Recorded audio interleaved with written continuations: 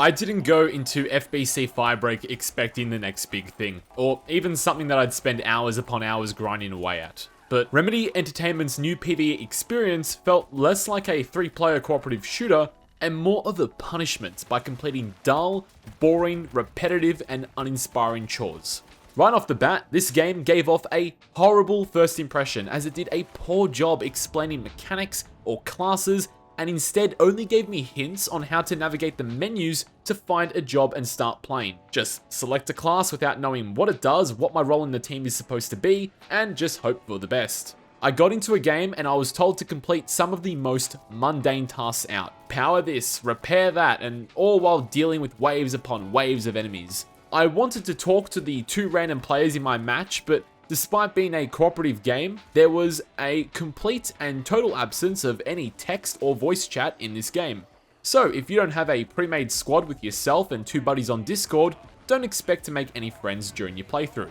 Not only do I think a PvE cooperative game in 2025 should have a chat system by default, it would have been really helpful in this game in particular because I could sense the frustration when another of my teammates and I kept getting caught on fire and just repeatedly kept getting downed. The 3rd player kept continuously reviving us, but we couldn't work out how to get rid of the flames because the game explained nothing.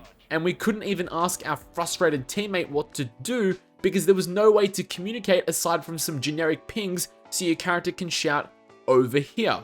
And yes, the game did say we need to put ourselves out with water, but where do we get this water? No clue. Wasn't told prior to that happening. There was another moment in a later job where we needed to move a point through the map, and along the way we had to collect these radioactive elements. But instead of pushing the cart together, we kept getting in each other's way because the game didn't explain anything and my teammates had no idea what to do. And even though I worked out what we were supposed to do, I couldn't tell that to my team in this cooperative shooter because there was no way to communicate, hence we couldn't cooperate in a cooperative shooter. Do you see my frustration? Anyway, after some more fighting and tedious chores and working out that the showers on the map regenerate your health, we run to an elevator, fumble with the lift controls, leave, and the mission's done. Great job. Easily one of the worst first impressions a game has given me in a long time. And if someone completely removed from the studio, someone who didn't have any prior understanding of how the mechanics worked or what the vision was, someone who is completely independent from this game, if they had played it without any prior instruction, I would be beyond shocked if the feedback they gave to the developers wasn't, hey, I don't know what I'm meant to do, maybe you should explain the mechanics a little bit better. I'd be shocked if that wasn't the feedback. Not only was this not rewarding, but it wasn't even fun to play because the game is really rough around the edges. Enemies somehow trapping themselves in the dumbest places, weapons that felt completely weightless with no impact, and sounds that were either dull or completely missing, offering no feedback to the player. Here's a clip of us getting attacked, and you'll notice that while I'm losing health, it's kind of hard to tell without looking at your health bar, as there are little to no visual or audible cues.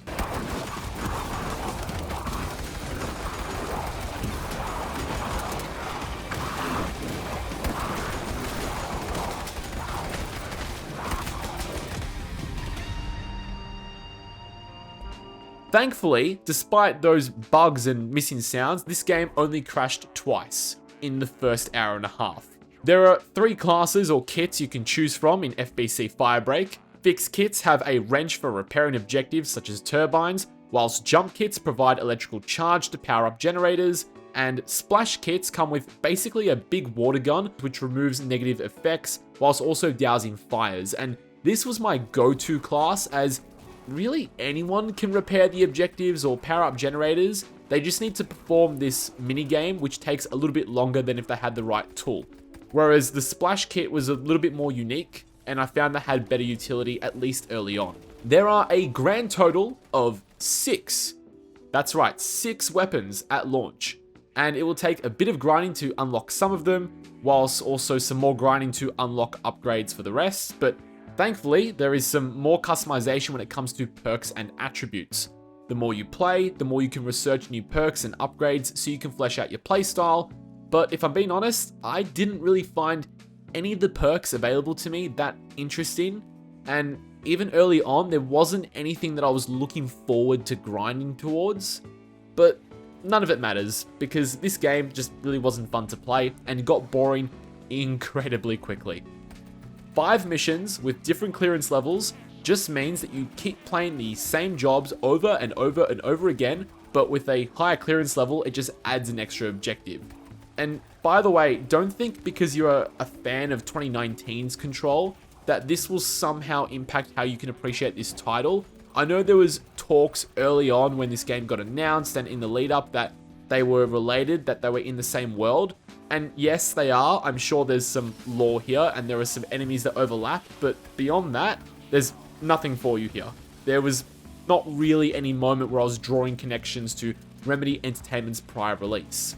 And on Remedy Entertainment, if I think back to their prior games, Control, Max Payne, Alan Wake, even Quantum Break, all of those games tried something a little bit different. They gave players, which at the time for many of those games would have been a fresh and unique experience, and sure, some of those were received better than others. FBC Firebreak though just feels like it copied Left 4 Dead's homework but forgot to submit it 15 years ago. Truly, the best thing I can say about this game is that it's included in Game Pass and PlayStation Plus Extra as a day one release. Because I can't recommend this for the $40 price tag, and even then, I think you should respect your time and the time of your friends and look elsewhere. Yes, if you go on various forums, people will say that this game will get updates, there's 2 new jobs promised by the end of the year, there's more weapons coming, but it's not designed to be a live service, it's more of a casual background game to play with your mates. And okay, sure, if that's what you want, then I guess this works for that. But realistically, I think you can have fun with just about anything with friends. Heck, I remember playing Aliens Colonial Marines on the PS3, and that game was absolutely terrible. But because I played it with my brother, I had a lot of fun. Mainly because we were laughing at it, so I guess from that point, it was entertaining. But at the end of the day, you can have fun with your mates and a blade of grass. You will find a way to make that funny. So I don't really think the idea of this is just to play with your mates in the background is a great excuse for a game. I just don't buy that. So with that, if you're after a boring, mundane, PvE 3-player shooter that has barely any guns, barely any missions, with dull objectives and weightless gameplay, all while being explained so poorly that you'll be begging games to still come with an instruction manual, then sure, you can kill some time with FBC Firebreak at no extra charge, providing you have Game Pass or PlayStation Plus Extra. But realistically, if you have a couple hours to spend with your mates, I can't recommend you subject yourself to this lackluster after-school detention disguised as a video game. If you enjoyed this video, please leave a like and comment down below to let me know your thoughts on FBC Firebreak.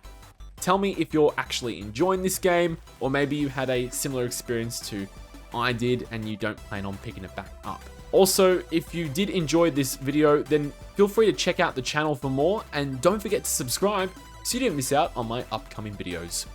As always, thank you so much for watching. Lancey out.